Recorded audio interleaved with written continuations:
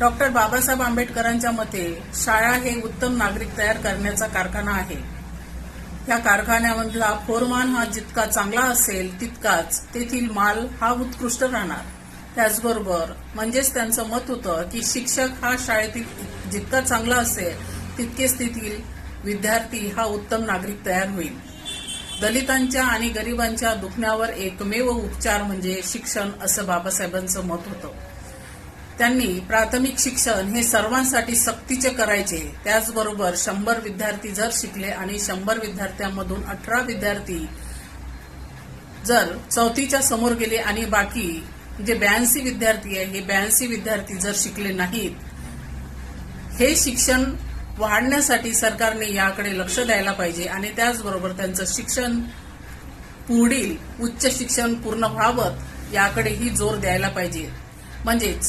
म्हणजेच सरकारने पुरेसा निधी खर्च करावा.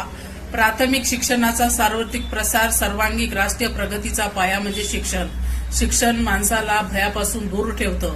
शिक्षण स्त्री आणि पुरुष ह्या दोघांनाही जरुरी आहे असं बाबासाहेबांचं मत होतं.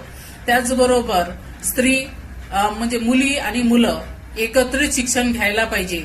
मुलींची शाळा वेगळी आणि मुलांची शाळा ही वेगळी नाही असायला पाहिजे. विशेष करून त्यांनी मराठी जे प्राथमिक शिक्षण आहे यावर भर दिलेला होता.